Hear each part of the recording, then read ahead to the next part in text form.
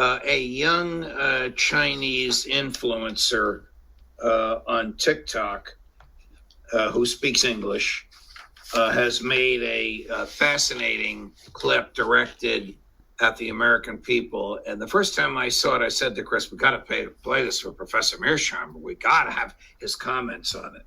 So it's a minute and a half long, but it's in English and it's fascinating.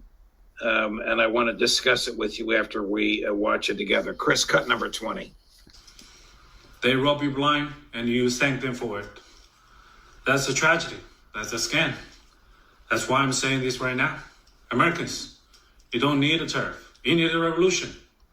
For decades, your government and oligarchs won't ship your job to China. Not for diplomacy, not for peace, but to exploit cheap laborers. And in the process, they hollowed out your middle class, crushed your working class, and taught you to be proud while they sold your future for profit. And yes, China made money, but we used it to build roads, lift millions out of poverty, fund healthcare, raise living standard.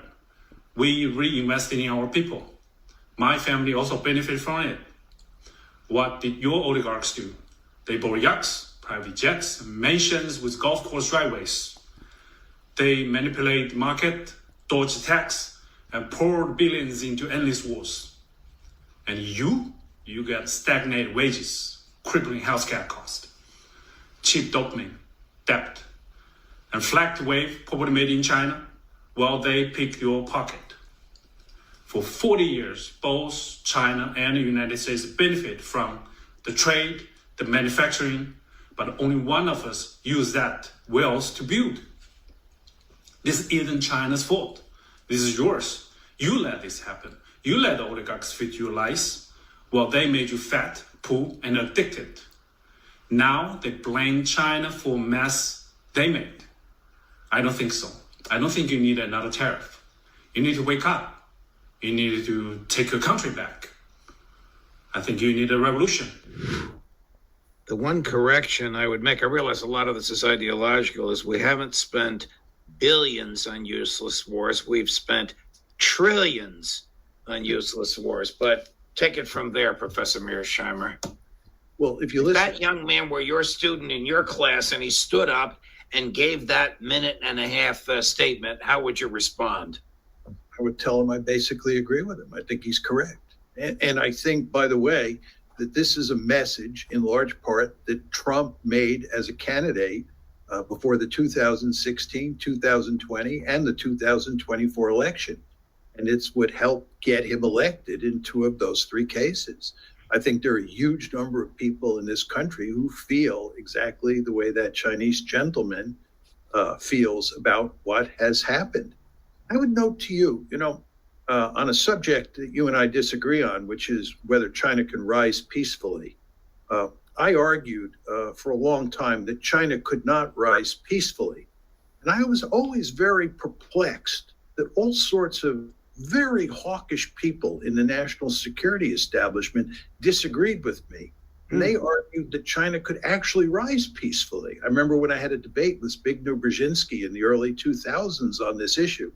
I remember I was sitting up on the dais and I said to myself, why am I arguing that China cannot rise peacefully? And Zbig, who's about 5 to 10 notches to the right of me, is arguing that China can rise peacefully.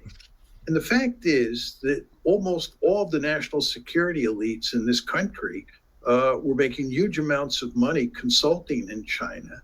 And they had a deep-seated interest in having very good relations with the Chinese. And hardly any of them were willing to say that if we turn China into a really powerful country, there could be serious problems.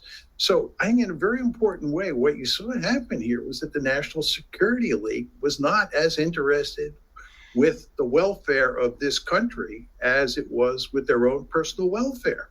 And the end result is a lot of people in the body politic figured out what was going on, and they turned against the elite, and they elected Donald Trump 2 out of 3 times.